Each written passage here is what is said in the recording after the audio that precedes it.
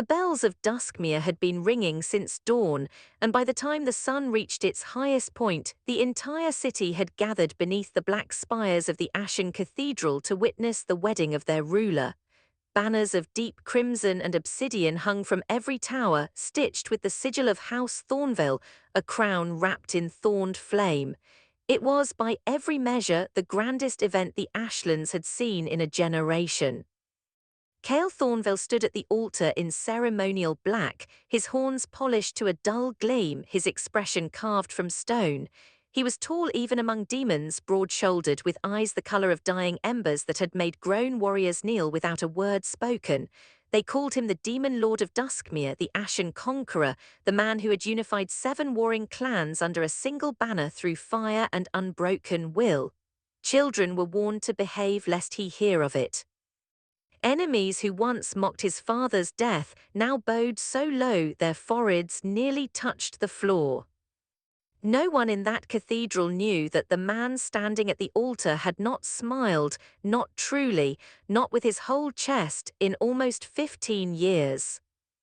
The bride, Lady Seraphine Vale, approached down the long aisle in white silk threaded with silver, her face composed with the practiced calm of a woman raised to understand that marriage for people like them was never about love, it was about survival. Her father, Lord Corvin Vale, watched from the front pew with the satisfaction of a man who had finally cornered something he'd hunted for years, a seat through his daughter beside the most powerful throne in the Ashlands. Kael watched Seraphine walk toward him and felt nothing at all, not dread, not relief, not tenderness, just the familiar, hollow quiet that had lived in his chest since he was 19 years old and had learned that love was a luxury lords could not afford. Then he looked past her, toward the crowd gathered along the sides of the cathedral, the nobles in their finery, the delegates from conquered border towns required to attend and bear witness to their ruler's union, and his eyes found a face that did not belong to that world at all. She stood near the back in a plain brown traveling cloak, her hair pulled back loosely, her eyes wide with the kind of startled recognition that comes only once in a lifetime. Kael's heart, which he had believed dead for over a decade, slammed once against his ribs like a fist against a locked door. It was her. 3 months earlier, Kael had done something none of his advisors knew about, something he had done perhaps a dozen times in the last 5 years. He had slipped out of Duskmere alone, without guards, without his crown, wearing the plain leather of a wandering soldier. He told no one where he went. The truth was, most nights he didn't know himself until his boots carried him there. He told himself it was to understand his people. In truth, it was the only time he ever felt like a person and not a throne with a face. That particular journey had gone wrong. A skirmish with bandits along the eastern road left a blade wound across his ribs, deep enough that even his demon blood struggled to knit it shut fast enough. He staggered for 2 miles before his legs gave out at the edge of a village he did not recognize, collapsing in a field of barley just past sundown. He woke to lantern light and the smell of crushed herbs. "You're lucky," said a voice above him, low and steady, belonging to a young woman with tired eyes and flour-dusted hands, as though she'd been pulled from baking bread to stitch a stranger's side instead. "Another inch and that would have gone through your lung. Hold still." He did not remember deciding to trust her. He simply did, the way a starving man does not decide to eat. Her name was Wren, and she was the healer of Emberfall, a border village he had never once visited in his life, rebuilt from ash long before he took the throne, or so he assumed. She asked no questions about his horns beyond a passing comment that half the men who came through on the trade road had demon blood in them one way or another, and none of it mattered to a fever or a fractured rib. He stayed 5 days, too weak at first to travel, and then simply unwilling to leave. He told her his name was Kael true enough, and that he was a soldier between postings, which was a lie soft enough not to feel like one. She never pressed. She had her own scars, he came to learn, the kind that lived behind the eyes rather than on skin, the loss of her parents when she was a child, spoken of only once, briefly, with the careful distance of someone who had grieved fully and moved forward rather than dwelling.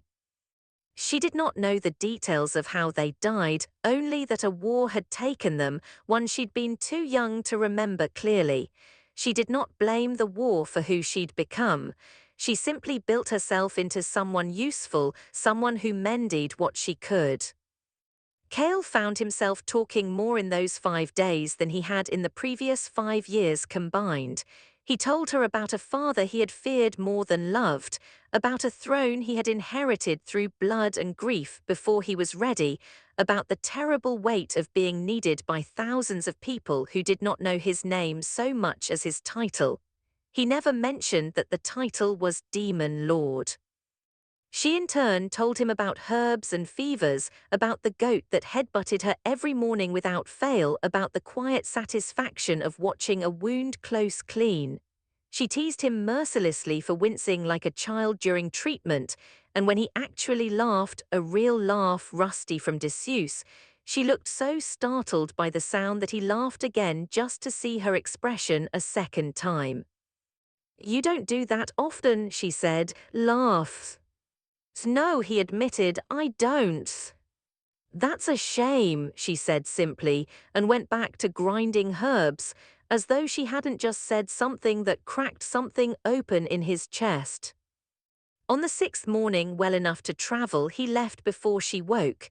He told himself it was mercy, that whatever he was to her, a wandering soldier with no name worth remembering, could not survive contact with the truth of who he actually was.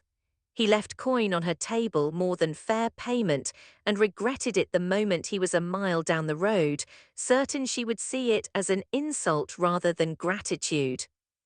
He did not go back. He told himself over and over on the ride home that it was better this way.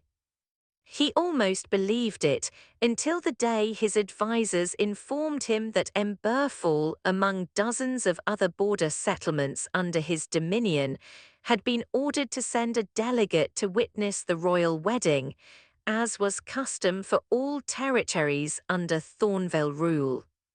He had not thought, not once, that the healer from that village might be the one they sent.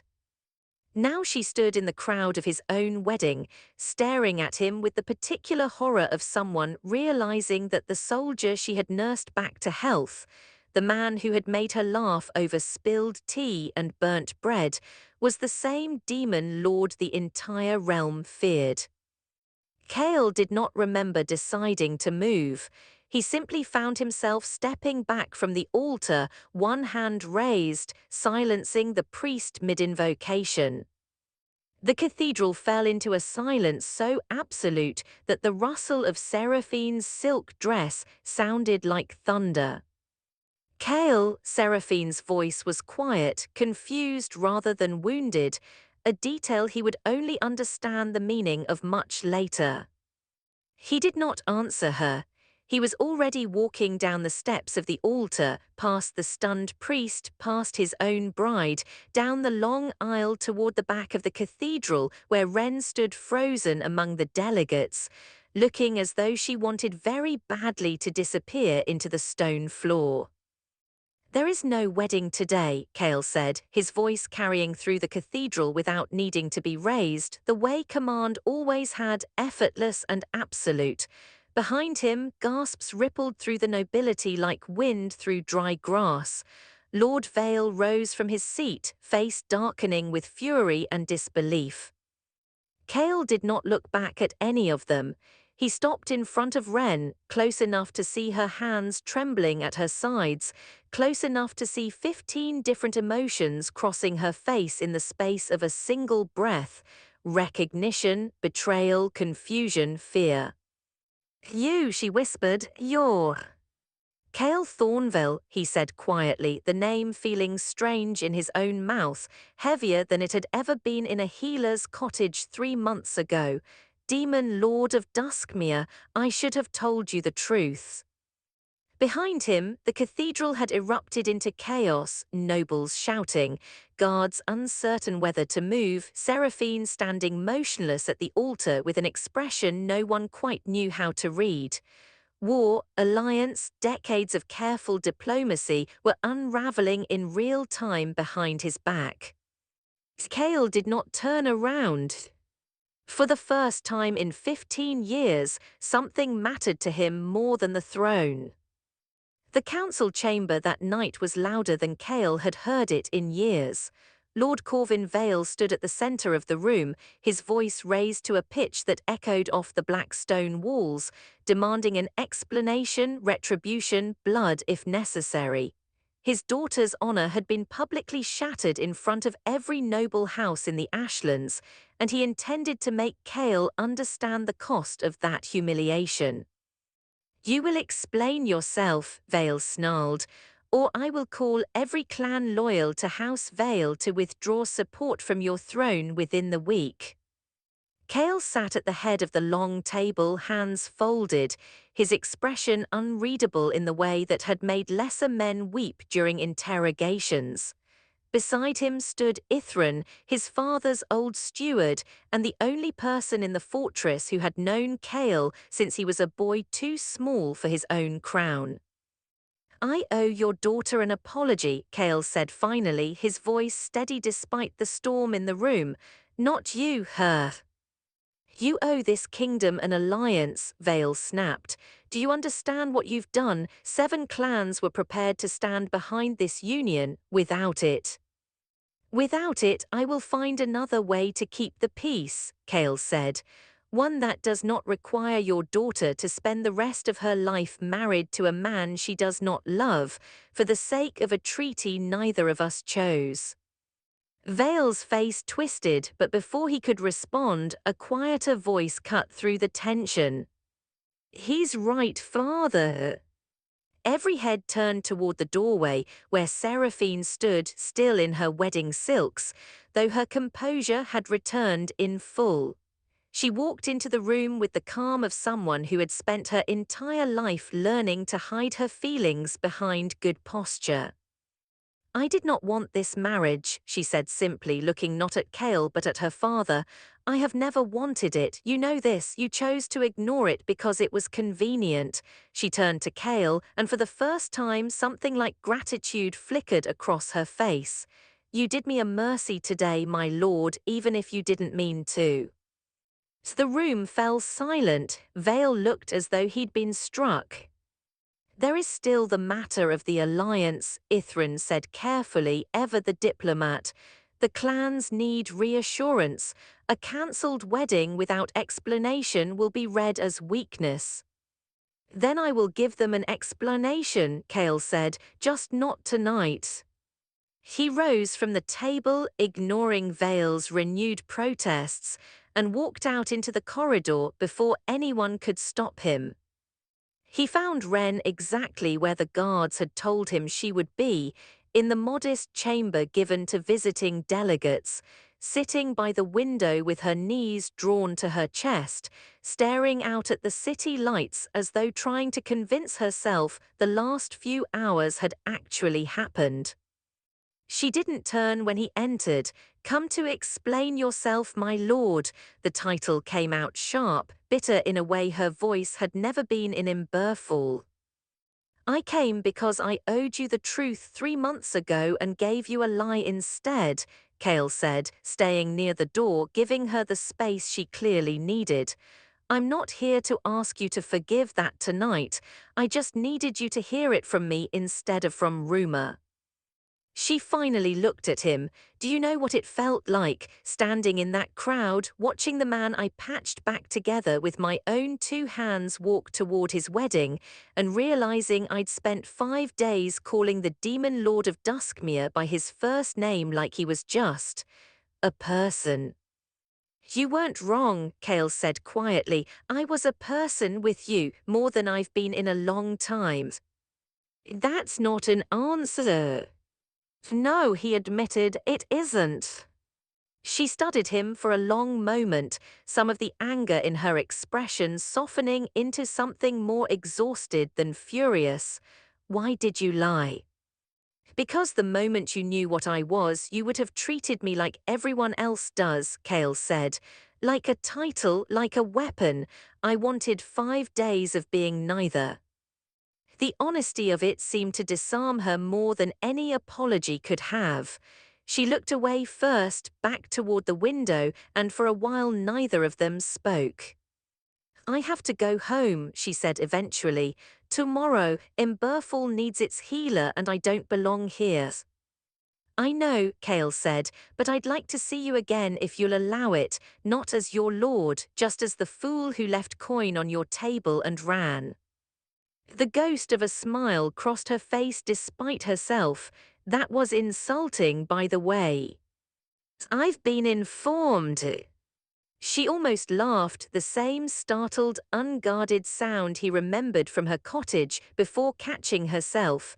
I need time, Kael. Take it, he said, I'm not going anywhere. He kept his word.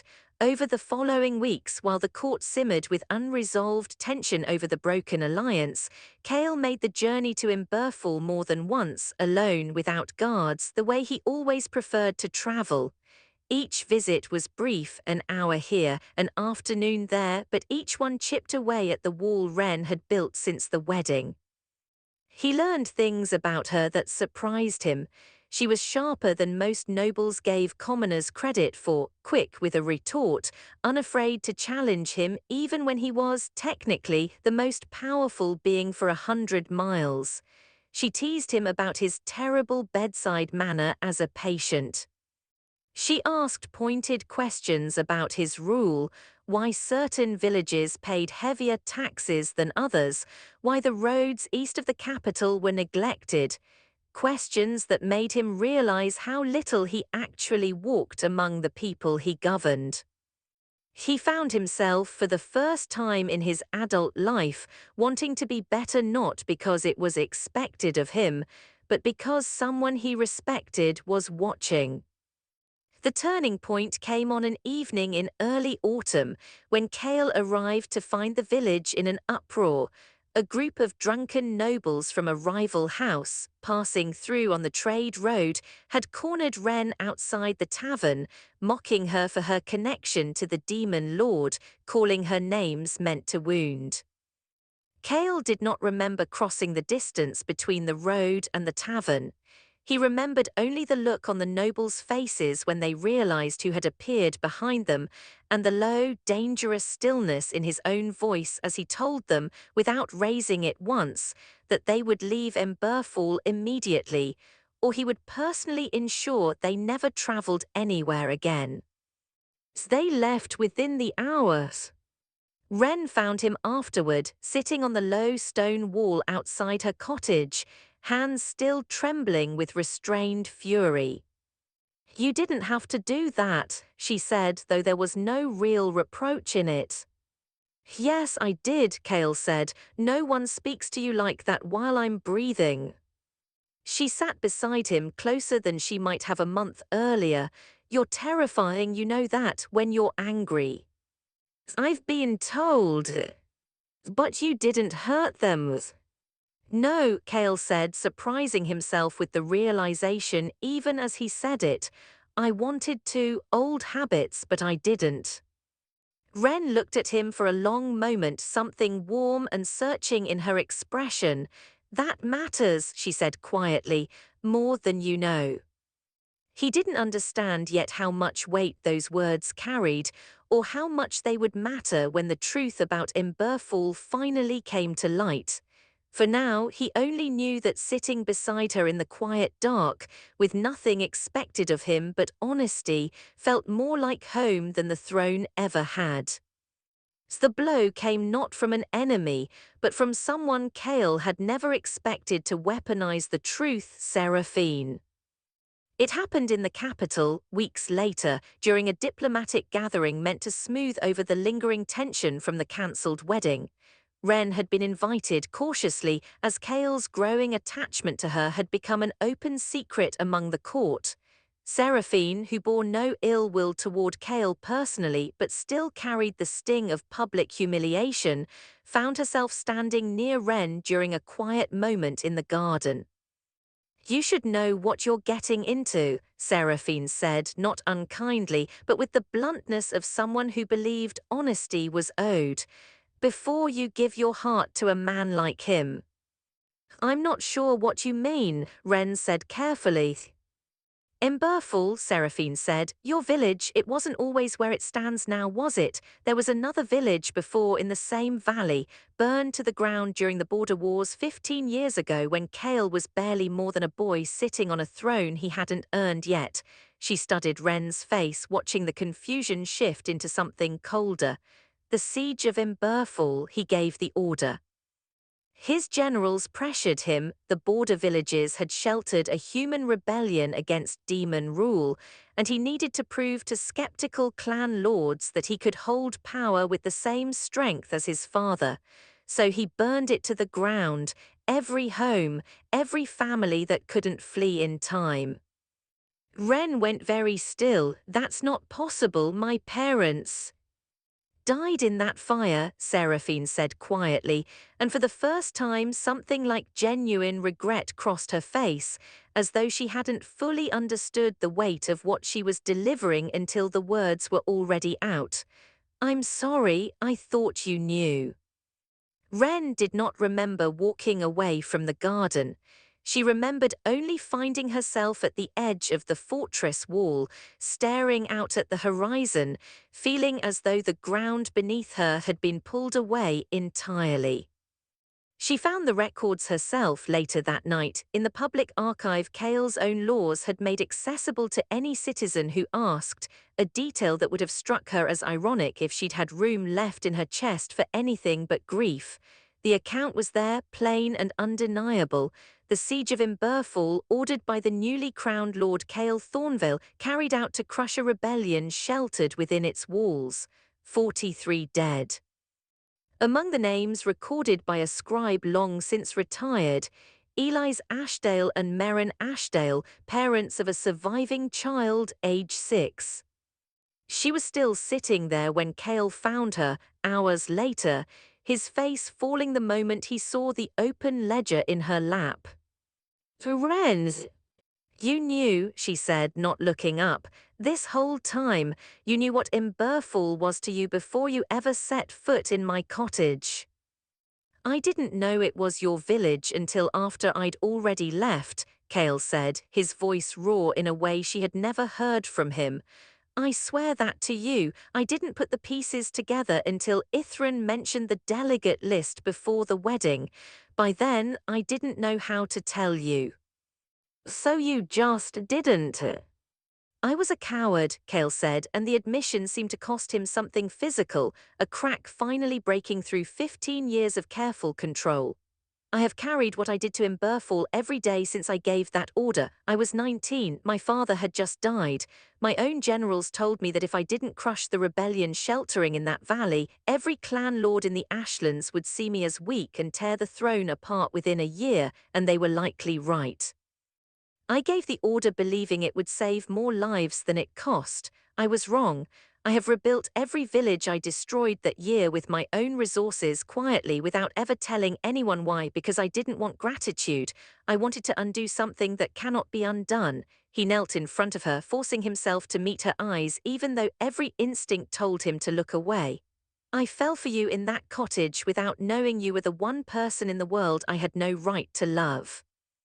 When I realized the truth, I told myself I would tell you eventually. I kept finding reasons not to. That failure is mine, not yours. You owe me nothing, not forgiveness, not patience, nothing at all." Wren closed the ledger slowly, her hands unsteady.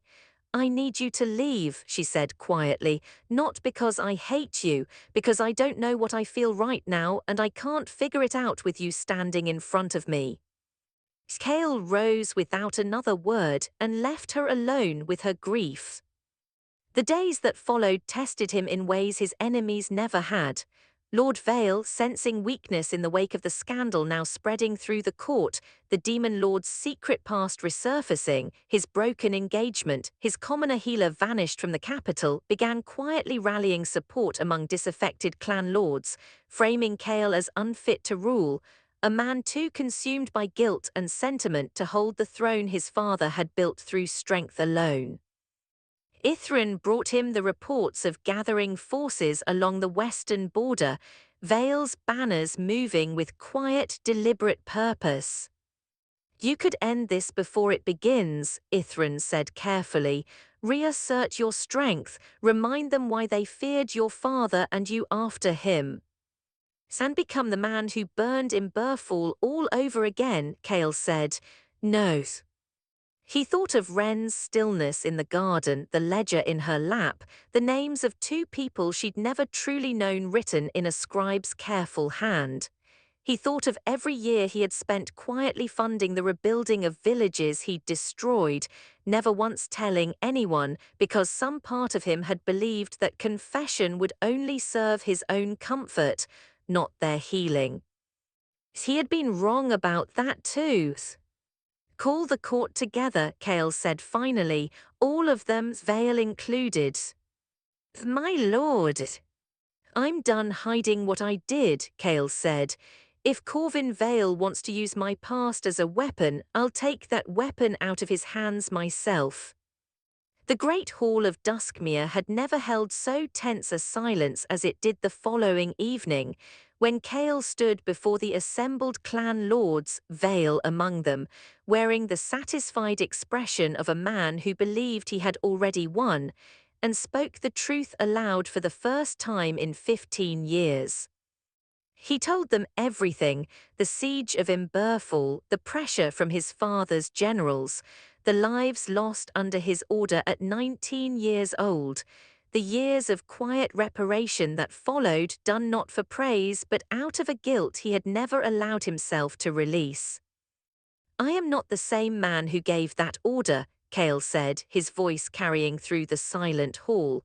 "I have spent every year since trying to become someone who never would again. If that makes me unfit to sit on this throne in your eyes, then say so now openly, rather than hiding behind rumors and closed doors." Vale rose, seizing the opening. "You admit your own weakness and you expect this court to simply forgive it. Your father would never have confessed such a thing. He would have crushed anyone who dared speak of it." "My father is dead," Kael said quietly, "and I have spent my entire reign trying not to become him in the ways that mattered least, while becoming him in all the ways that mattered most. I am done with that mistake as well." The doors at the far end of the hall opened before Vale could respond. Wren walked in, still travel-worn from the road, having ridden through the night the moment word reached Imberfall that Vale's forces were massing at the border, a war that would fall once again on villages like her own if it came to blood. She walked the length of the hall, ignoring the startled murmurs, until she stood beside Kael, facing the assembled lords. "I lost my parents in the siege of Imberfall," she said, her voice steady despite everything it cost her to say it aloud. "I spent my whole life not knowing why or who to blame until 3 weeks ago. I have every right to hate the man standing beside me. Some days I still do." She turned slightly, meeting Kael's eyes. "But I have also seen what he has quietly rebuilt without ever asking for gratitude. I have seen him choose mercy when cruelty would have been easier. I have seen him confess a truth tonight that could cost him his throne because he decided that honesty mattered more than the crown on his head." She looked back at the lords at Vale. "If you go to war with this man because he told you the truth, you are not punishing weakness. You are punishing the first honest thing this court has seen in a generation." The hall remained silent for a long moment. Then, slowly, Ithran stepped forward, followed by 2 other clan lords who had long respected Kael's quiet, unglamorous work rebuilding the border territories. One by one, voices rose in support, not because Kael was strong in the old way, but because he had proven something rarer, that he could be trusted. Vale, seeing his support crumble in real time, stormed from the hall, though war never came. Without allies, his threats dissolved within the month, and House Vale quietly withdrew from open conflict, leaving Seraphine, who had wanted no part of it from the beginning, to negotiate a fairer peace between their houses than any forced marriage could have secured. Kael found Wren later that night on the same fortress wall where he'd found her grieving weeks earlier. The city lights of Duskmere spread out below them like scattered embers. "You didn't have to defend me in there," he said.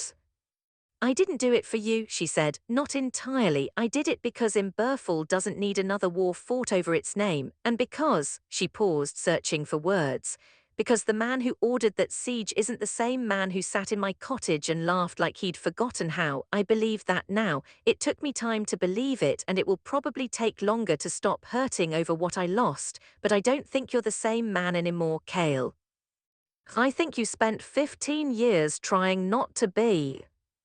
"I am sorry," Kael said quietly, "for all of it, not just the lie, the fire that started everything." "I know," Wren said. "I don't think sorry undoes it, but I think it matters that you never stopped carrying it." They stood in silence for a while, the wind carrying the distant sound of the city settling into night. "I'm not asking you to forget," Kael said finally, "or to forgive me on any schedule but your own. I only know that when I'm with you, I remember what it felt like to be a person instead of a throne. I don't want to lose that again." Wren looked at him for a long moment, something soft and unguarded finally breaking through the grief she'd carried since the garden. "Then don't lie to me again," she said. "That's the only thing I need from you, not perfection, just the truth, even when it costs you something." "I can do that," Kael said. "I intend to spend the rest of my life proving it." She reached out, taking his hand, not as a healer tending a wound this time, but simply as herself, choosing him with open eyes, knowing exactly who he had been and who he was trying to become. In the months that followed, Kael changed the way he ruled, not through grand declarations, but through the quiet, steady work of a man determined not to repeat his worst mistake. He walked among his people more often, without disguise now, unafraid of being seen as anything other than what he was. Imberfall was formally recognized, its history acknowledged rather than buried, its dead honored with a memorial Kael funded openly for the first time. He never held another wedding for politics. When nearly 2 years later he finally did marry, it was in a small ceremony in Imberfall itself, with no crowns of thorned flame and no crowd of nobility watching from gilded pews, only a healer in a plain dress, a demon lord who had finally learned what his heart was for, and the quiet certainty that some things, once broken honestly and rebuilt with care, become stronger than they ever were before.